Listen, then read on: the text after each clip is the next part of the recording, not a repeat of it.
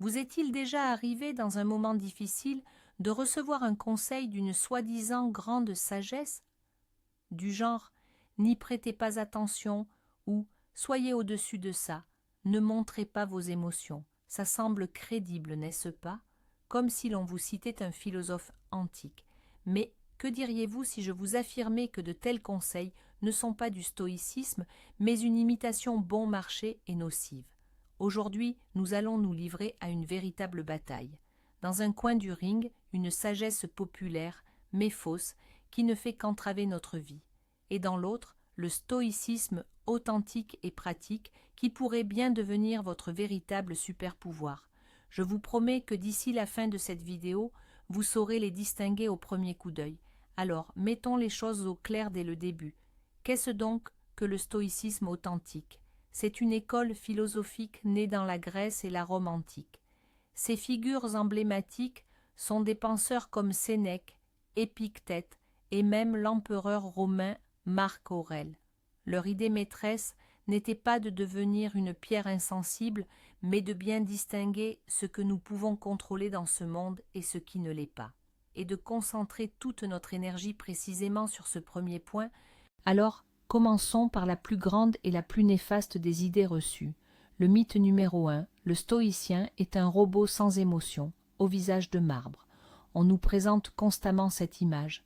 Une personne qui ne se fâche pas quand on lui coupe la route, qui ne s'attriste pas quand les choses ne se passent pas comme prévu, et qui surtout ne ressent aucune peur avant une présentation importante. Il se contente d'exister, imperturbable, comme un roc. Ça a l'air génial, non? Comme si c'était le summum de la maîtrise de soi. Mais en réalité, c'est un chemin direct vers la névrose. Tenter de réprimer ses émotions, c'est comme essayer de maintenir un ballon gonflable sous l'eau. Vous dépensez une énergie folle, mais tôt ou tard il finira par remonter à la surface. Et, fort probablement, il vous frappera en plein visage au moment le plus inopportun. Cette fausse sagesse nous enseigne à ignorer les signaux de notre propre corps et de notre esprit. Alors, voyons maintenant ce que disaient les vrais stoïciens. Et là, surprise, ils n'ont jamais appelé à se débarrasser des émotions. C'étaient des êtres humains, pas des terminators. Ils comprenaient parfaitement que ressentir de la colère, de la peur ou de la joie est naturel. C'est notre programmation de base. L'idée clé du stoïcisme n'est pas de ne rien ressentir, mais de ne pas être esclave de ses sentiments. Ils enseignaient à créer une minuscule pause entre ce qui vous arrive et la manière dont vous allez y réagir. Prenons un exemple simple. Imaginez que quelqu'un vous ait écrit un commentaire désagréable sur Internet.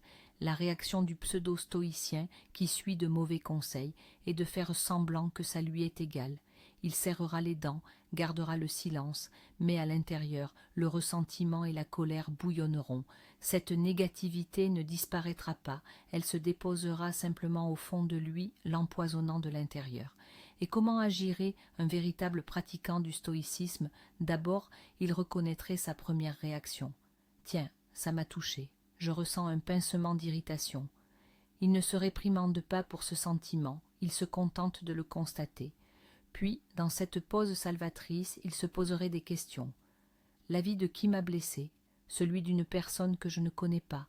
Son jugement à mon égard est-il une vérité objective, ou est-ce simplement son opinion personnelle sans aucun fondement? Est-ce que cet assemblage aléatoire de lettres sur un écran me prive vraiment de quelque chose de précieux? Et après cette courte analyse, il gagne la liberté de choisir. Il peut ignorer le commentaire, non pas parce qu'il a réprimé sa colère, mais parce qu'il a consciemment décidé de ne pas dépenser son énergie pour des futilités. Il peut répondre poliment et factuellement, ou même avec humour. L'important, c'est que sa réaction sera un choix conscient et non un déversement automatique d'émotions. Voyez la différence? Ce n'est pas de la répression, c'est de l'analyse et une action consciente. Le stoïcisme n'est pas une armure qui vous protège des sentiments. C'est une télécommande pour vos actions, qui reste entre vos mains, même quand une tempête fait rage à l'intérieur. Passons au point suivant. Deuxième mythe, le stoïcisme est une philosophie de passivité et de fatalisme. C'est encore un auto-mensonge bien commode. On l'entend souvent résumé par des phrases comme « accepte ton destin et ne fais rien », Tout est écrit, à quoi bon s'agiter? Contente-toi de suivre le courant. En substance, c'est une philosophie qui réduit l'individu à un vulgaire débris ballotté par les flots dans l'océan. Elle vous décharge de toute responsabilité. Quoi qu'il arrive, c'est le destin. C'est une excuse parfaite pour l'inaction et la procrastination. Pourtant, si l'on se penche sur les écrits des stoïciens, on y découvre tout le contraire. Le véritable stoïcisme est une philosophie d'action totale et de responsabilité personnelle. Son cœur battant est la célèbre dichotomie du contrôle. Cela semble complexe, mais en réalité, c'est d'une simplicité enfantine. Les stoïciens l'expliquaient ainsi: le monde peut être divisé en deux catégories. La première regroupe ce qui est entièrement en notre pouvoir, nos pensées, nos jugements, nos objectifs et, surtout, nos actions. La seconde, c'est tout le reste: la météo, l'économie mondiale, le passé, les maladies, les actions et les opinions d'autrui. Or, le faux stoïcisme que nous dénonçons suggère de simplement se résigner face à la seconde partie et de ne rien entreprendre. Le vrai stoïcisme, lui, propose d'accepter que cette seconde partie ne nous est pas soumise afin de ne pas y gaspiller une seule goutte de notre précieuse énergie, et ensuite de canaliser 100% de cette énergie récupérée vers la première partie, ce que nous pouvons contrôler. Illustrons cela par un exemple concret. Imaginez que vous avez travaillé longtemps et avec acharnement sur un projet important, mais qu'il échoue finalement à cause d'une crise économique soudaine. Une personne à la pensée passive et fataliste dira « Voilà, la crise a tout gâché, je n'y pouvais rien, ce n'était pas mon destin ». Et elle baissera les bras, se posant en victime des circonstances. Et que fera un pratiquant du stoïcisme? Il commencera de la même manière. Il dira « Oui, une crise est survenue. Je n'aurais pu ni la prévoir ni l'empêcher. Cela échappe à mon contrôle. Il est futile de se fâcher contre l'économie ou de se plaindre du destin. » Il acceptera ce fait. Mais, immédiatement après, il redirigera son attention vers sa zone de responsabilité. Il se posera ces questions. Bien, mais qu'est-ce qui était réellement en mon pouvoir? Aurais-je pu préparer le projet de manière à lui donner une marge de sécurité? Quelles erreurs de planification ai-je commises? Quelles leçons puis-je tirer de cet échec pour que mon prochain projet soit meilleur? Que puis-je faire dès maintenant pour minimiser les pertes? Sentez-vous la différence? C'est la posture non pas d'une victime, mais d'un architecte de sa propre vie. Le stoïcien n'est pas celui qui attend passivement que le vent tourne, c'est celui qui répare sa barque, rapièce ses voiles et étudie sa carte pour être prêt à affronter n'importe quel vent. Il ne tente pas de maîtriser les éléments. Il se maîtrise lui-même et maîtrise son propre navire, et c'est là que réside sa véritable force. Enfin, la troisième illusion populaire, souvent confondue avec la sagesse, le stoïcisme comme positivité toxique. Vous avez sûrement déjà rencontré ça. Ce sont des conseils du genre « prends les choses à la légère, vois le bon côté des choses, il suffit de penser positif et tout ira bien ». Cette idée est devenue incroyablement populaire. Elle nous promet une solution facile à tous nos problèmes, par un simple changement d'état d'esprit. Mais en réalité, c'est souvent juste une façon de fermer les yeux sur la réalité. C'est comme coller un autocollant joyeux sur le voyant « check engine » de votre voiture et espérer que le problème disparaîtra de lui-même.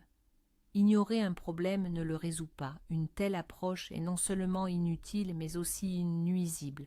Elle nous fait nous sentir coupables de nos émotions négatives. Si vous êtes triste et que vous êtes censé trouver le positif, cela signifie que quelque chose ne va pas chez vous. Cela dévalorise nos expériences réelles et nous empêche de réagir de manière adéquate face aux difficultés. Alors, que propose le stoïcisme en retour? Quelque chose de radicalement opposé et, à première vue, très étrange. Les stoïciens pratiquaient ce qu'ils appelaient la premeditatio malorum. En latin, cela signifie préméditation des maux ou réflexion préalable sur les malheurs. Ça sonne comme une recette pour la dépression, n'est-ce pas? Pourquoi diable penser délibérément au pire? Mais c'est là que réside la génialité de cet outil. Les stoïciens ne le faisaient pas pour paniquer, mais pour 3 objectifs précis. Premièrement, pour se vacciner contre le choc. Lorsque vous avez envisagé le pire scénario à l'avance, il perd de sa terreur. Si le malheur se produit réellement, il ne vous prendra plus au dépourvu. Vous serez moralement prêt. Deuxièmement, pour apprendre à apprécier ce que vous avez ici et maintenant. Sénèque conseillait parfois d'imaginer que vous avez perdu vos biens, votre santé ou vos proches, non pas pour vous torturer, mais pour qu'après cet exercice vous puissiez porter un regard neuf sur tout cela et ressentir une gratitude sincère. Et troisièmement, le plus important, pour une préparation pratique. Lorsque vous envisagez ce qui pourrait mal tourner, vous commencez aussi à réfléchir à comment l'éviter ou comment en minimiser les dégâts. Avant un voyage important, vous imaginez que vous pourriez manquer votre vol et vous partez donc à l'aéroport avec une marge de sécurité. Avant un discours public, vous imaginez que la technique pourrait faire défaut et vous préparez un plan de secours. Ainsi, le stoïcisme n'est pas un optimisme aveugle, c'est un réalisme lucide et sain. C'est une stratégie qui vous prépare aux tempêtes de la vie, au lieu de vous apprendre à faire semblant que le soleil brille toujours. C'est la sagesse de l'ingénieur qui teste la solidité de tous les systèmes et non celle de l'optimiste qui espère simplement que le pont tiendra, et c'est ici que nous abordons le cœur du sujet, le fameux « mais attendez une minute ». Toute cette prétendue sagesse pseudo-stoïque, si populaire, du genre « ne te prends pas la tête »,« lâche prise »,« sois un roc », n'est en réalité qu'une forme d'évasion. C'est une tentative de fuir la réalité, de masquer ses véritables sentiments sous un voile d'indifférence. Au fond, c'est une manifestation de faiblesse et non de force.